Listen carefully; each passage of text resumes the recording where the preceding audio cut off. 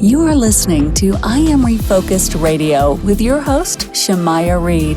This show is designed to inspire you to live your purpose and regain your focus. And now, here's your host, Shamaya Reed. Welcome to I Am Refocused Radio. We are here once again, and today, we have another show lined up for y'all today. We're going to talk to an amazing professional, Mr. Michael Seaver. He is going to talk to us today about create your unique leadership brand.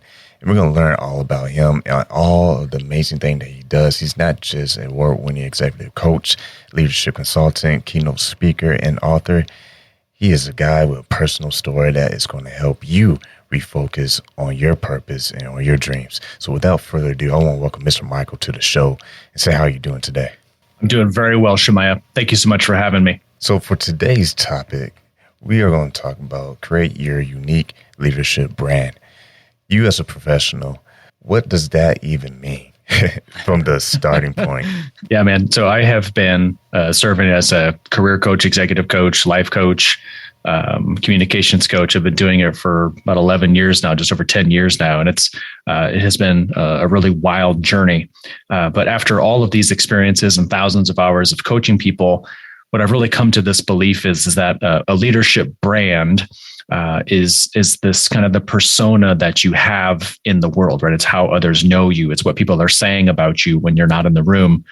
Some people, say it's a personal brand. Some people say, it's who you are really authentically, really. But at its core, your brand is how you're showing up for people in the world and what it is that you're doing to add value to those around you.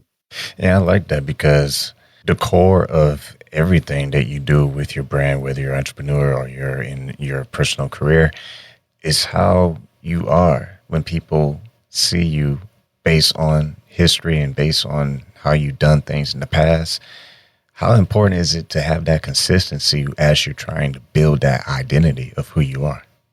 Yeah, I think the old saying is, it takes years and years and years to be able to establish and build trust with a person or an organization. It takes seconds for it to fall.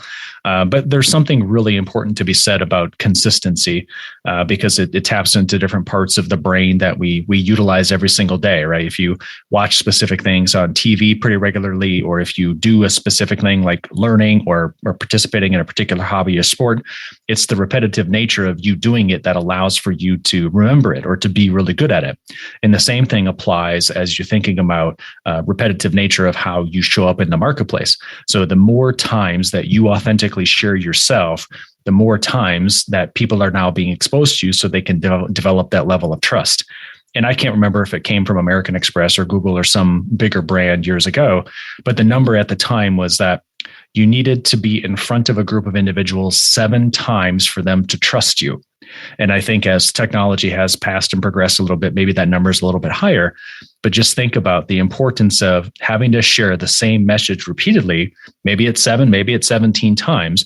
That is going to be the basis of someone trusting in your message and who you are and how it is that you can truly add value to them. And once again, we've been talking to Michael Seaver. You can go to his website, michaelseaver.com.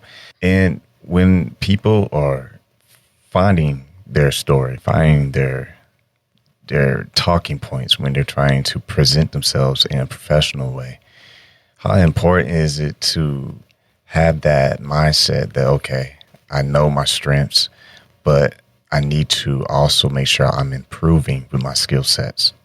It's wildly important, right? So there's, I don't know if you've ever dove into this, Shamaya, but there's something called Maslow's Hierarchy of Needs, which is an old psychologist passed away years ago, Abraham Maslow. And as he was going through and really thinking about what it is that humans really need in order to live a long, happy, and healthy life, what he discovered at the very top of the pyramid, what he called at the time self-actualization, which was really 2 things. Number one is that you as a person have to continue to grow and develop every single day. Like it's a need that exists instinctively in your heart. You just have to do it. And then the second piece of that was contribution to others, right? As you learn and grow and have these new skills from yourself or from your experiences, it's really important that you then pay it forward and teach that to others. So it's a deeply ingrained habit or attitude or ritual or routine that we genuinely need to not only grow and develop, but then we genuinely need to contribute to the betterment of others. Like, it's really deeply important to us. And so going through the process of uncovering what your leadership brand is, and then figuring out how can you repetitively show up in the marketplace in a really meaningful way, it's wildly important, man. It really is. And you also, with your coaching, you have strategies that you help people to develop their confidence, because confidence is another important trait as a leader and just as brand identity. Explain that a little bit more to the audience as far as just having those traits. Yeah, confidence is really important. And so if you think about how it is that you're going to show up in the world, there has been a number of TED Talks about things with regards to body language and tone of voice. And there's a TED Talk by a woman named Amy Cuddy, who I believe was a Harvard professor years ago. Maybe she still is. But she talked about how there's this link between the way that our body portrays itself in the world and the different releases of chemicals at the back of our brain, from dopamine and serotonin to oxytocin and sometimes even cortisol, which is a bad thing because that's a stress hormone. So the more confident we are, the more clear we are in who we are, and the more we really walk forward confidently into the world, actually others around us are going to pick it up. And so there was another professor at the University of Pennsylvania. Her name is Sigal Barsaid. And what she found is that emotions are contagious. So if you're practicing what Amy talks about in really being able to put forward emotionally and physically a very confident and powerful presence, it is actually going to be energetically passed to the people in the room around you. They're going to sense that emotion, that confidence, that clarity from you, and they're actually going to pick it up. So it's really interesting to think about what Seagal had found is that emotions are contagious the same way that a cold or a flu or the virus is. And so we can pass emotions, positive or negative, to those people around us. So why not be passing on the clear, confident nature of who we are? Once again, we've been talking to Michael Seaver. You can go to his website, michaelseaver.com. And I like what you're saying about that, because how you present yourself is how people are going to take it. It's not like you present yourself one way and people, they take it a different way. It's whatever you put in, you get out. Very well said. So each of us has a very authentic and unique brand. I mean, that's the way I perceive it. I look at this as though each of us has what I call an Earth School curriculum. So each of us comes to Earth with a particular set of things that we need to learn. And then we have a very unique set of communication style. We have a very unique set of motivators. Maybe our core values are a little bit different. You know, the things that have shaped us in our life from the time we were born until today, or as you mentioned earlier, Shemaiah, we all have different strengths, right? So if you collect these 5 pieces of information about yourself, right, your communication style, what motivates you, your core values, right, those things about your past that shaped you into who you are, or even those things that, are your strengths or your talents or your skills, now you can really start to show up authentically and very confidently inside your community, right? And then other people are going to pick up on that, and they're really going to genuinely want to emulate that for themselves. And so once you get to that point of self-awareness and really deep self-knowledge, you can start to then show up for those around you in a deeper, more meaningful way. And that really does help to grow and develop your brand in the marketplace, where it might not have been big at all before, but it's now in the process of becoming big. And you also have a book that you recently published, and I know is the title of it. Tell us the backstory of this book and the inspiration behind it. Yeah, thank you. For asking about it. It's kind of hard sometimes to think about the book in terms of there have been years, right, as a coach that clients and people in the community have told me that I should write a book, but I didn't have the courage, honestly, to do it. I felt very shy. I felt very nervous and very scared to work through it. But then in 2020, at the start of the pandemic, I sat down and I just said, okay, I think now is the time. So I hired a writing coach, and she really helped me during the summer of 2020 take all these ideas and all these experiences to kind of get to this place of saying, okay, let's put together a book that can help a person if he or she feels disengaged at work, or maybe they're unhappy in life, or maybe they feel unappreciated somewhere. Maybe they're not living up to their potential. They don't have work-life balance, and they really do desire to be in control of where they distribute time, right? They want to be their most authentic self. They want to be, really uncover their personal version of happiness or joy. And I said, I've been coaching, for thousands and thousands of hours in the arena with people as they're coming to discover their brand. I said, let me just tell my story. Let me tell some client stories. and let me do it in a way that's meaningful. So each chapter of the book is effectively like a story. Maybe it's my story, maybe it's a client's story. And then there's some psychological research to support what it is that I'm talking about. And then each chapter has a 5 or a 6-step process to help you navigate some change in your life. So the first 3 chapters are about how do you end and let go the old version of yourself. And that means that you have to overcome some sort of loss. You have to overcome a fear. You have to do some emotional release. So then the second 3 chapters are about when you're sitting in that emotional neutral zone and you're trying to discover who you are, how can you go through the process of defining your leadership brand, developing deeper levels of emotional intelligence, and then really crafting that identity of how you desire to show up and add value to the marketplace. And then the third section is about really kind of getting into those new beginnings for yourself. And it's how do you market yourself in the community? What is it that you do to kind of change organizational culture if you happen to be a leader inside of a company? And then the last chapter is about how do you become a coach to other coaches, right? Because that's really where the cycle gets kind of rebuilt, is that once you start coaching others, they start to coach others too. So I wrote the book, I Know, to not say that Michael S. Seaver knows, all right, that's not what I'm saying. It's that I know is that I want everybody to believe after they've read the book that they have all of the answers already inside of themselves, right? I want them to trust themselves, trust their intuition, and know that no matter what comes their way, they have the answers inside of themselves to go out and put that leadership brand out into the world very powerfully. Once again, you've been listening to I Am Refocused Radio, talking to our special guest for today, Michael Seaver. You can go to michaelseaver.com. In today's topic, we've been exploring create your unique leadership brand. And there's different steps. It's not all one thing. It's like small little mini details. And it's a process, and it's a phase of time. And a lot of times we want that microwave success. We hear that often. But reality is it's going to be a hard, long road. Let's just be real. But Yes. It's worth it if you stick with it. How have you personally been able to see that for your own life? Yeah, and you nailed it, Shemaiah, is that, in 2008, I went through divorce, and, the beginning of my business in 2012, 2013 was pretty tough and gnarly. I wasn't making a whole lot of money, and I was making a lot of mistakes. So that was really tough. And 2018, early 2019, I left a relationship. My stepdaughter went off to college, and I made some business choices that didn't end up working out. And so in May of 2019, so, basically almost now 3 years ago, I was contemplating suicide, right? I was just so frustrated with situations in life that I really didn't want to be on earth anymore.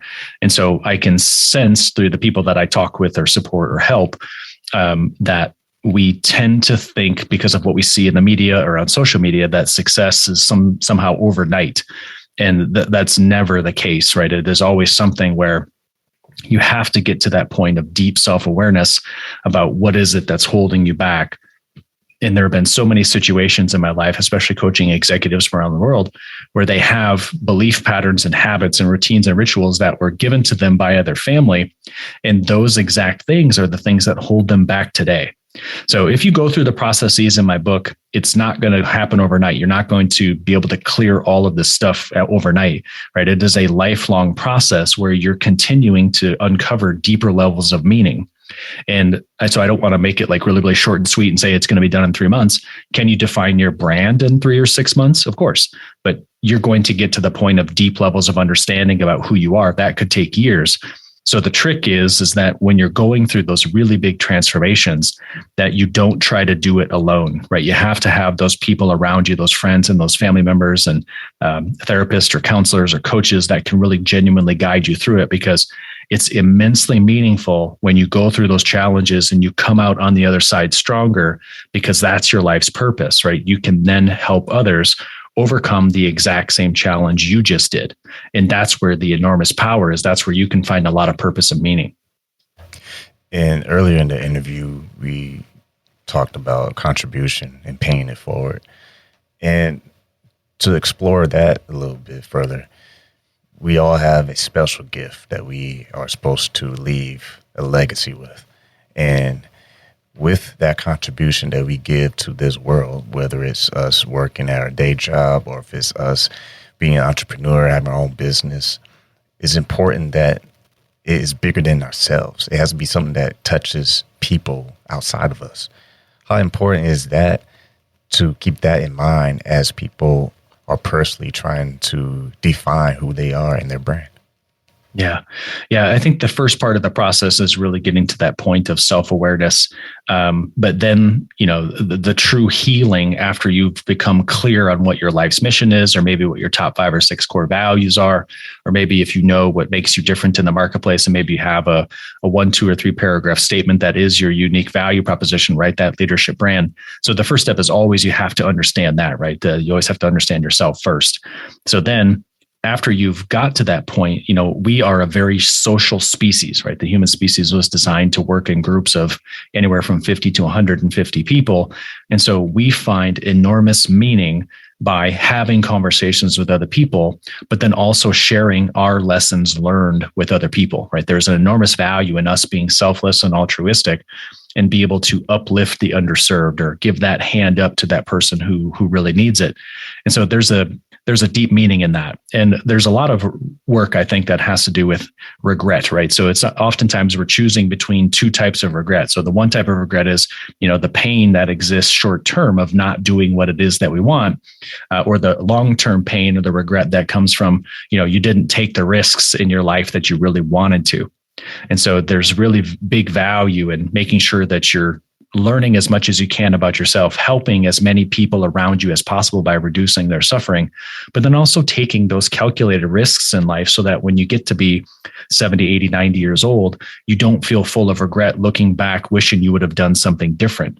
So it's better off to know yourself now, add a lot of value to the people around you, and then take calculated risks in a way that you don't feel bad about them later. Once again, we've been talking to Michael Seaver. You can go to michaelseaver.com and you're here with us on I'm Refocused Radio. If you listen to this podcast, make sure you share it with a friend and share it with someone that you know and feel will be someone that will benefit from this message. Because today we're talking about create your unique leadership brand here with Michael. And before we wrap things up, you also provide online courses, and that's another option outside of the book and outside of the coaching services that you do. Some of the courses, tell the audience what they are and what they can expect and the difference between that and coaching. Sure.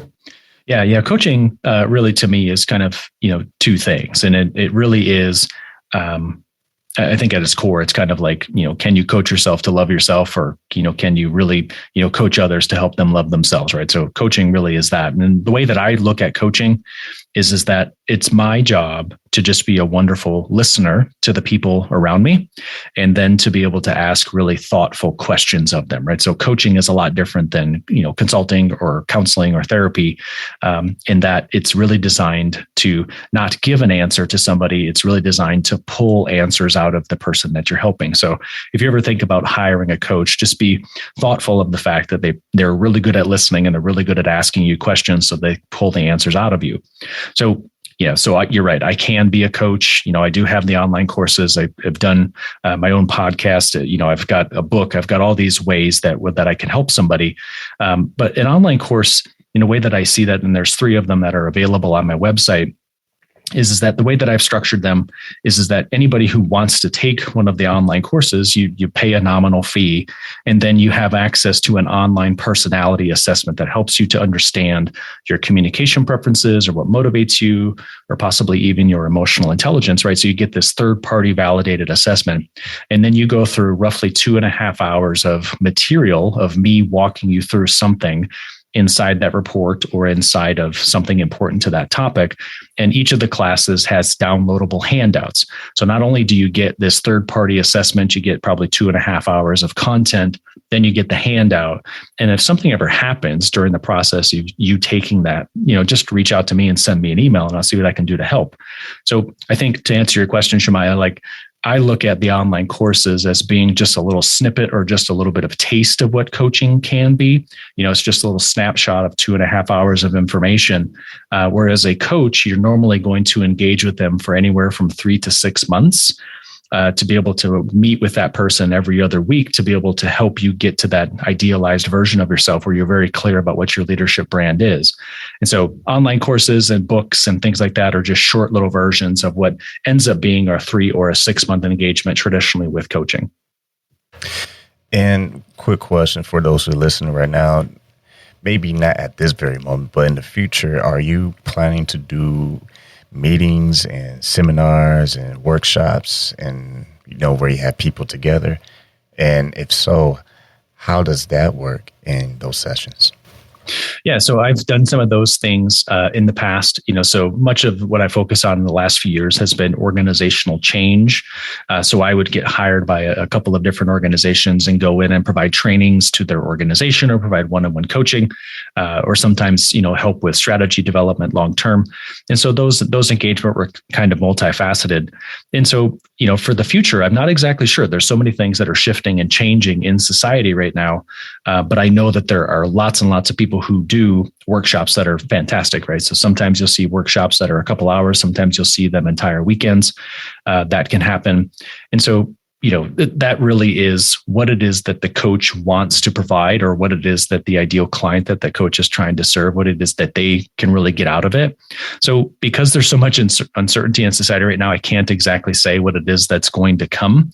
And I'm even confused. I'm even at that point of wonderment for myself, Shemaiah. So I'm kind of wondering, but I think there's really significant value in being in groups of individuals to be able to openly express yourself and to be able to see that what you're going through, there are lots of other people that are like you.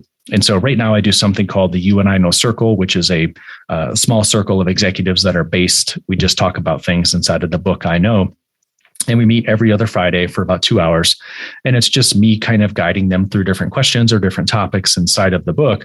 But what it is really is just me asking this group questions and then getting their responses and feedback and kind of getting ideas thrown around to help each member of the team kind of like heal, right? Because that's really what I want, is that I want people to understand that what they're going through, that they don't have to do it alone. But then each member of this group has ideas that are really valuable. So I try to pull them out. And then if somebody wants to try them, they certainly can.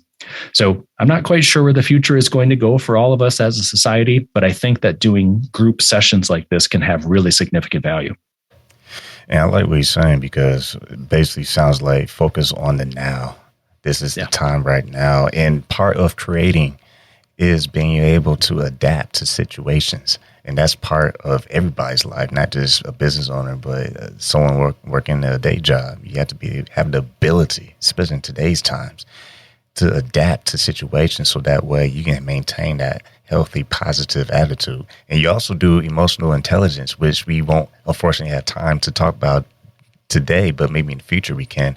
But emotional intelligence, in the small time we had left, give a little quick summary definition of what that is. What's that phrase? Yeah. Emotional intelligence is just really your ability to recognize your own emotions, your ability to regulate your own emotions if you're feeling overly emotional, angry, or sad. The motivation that you feel when you kind of hit rock bottom and you don't really want to keep going. How motivated are you to keep going?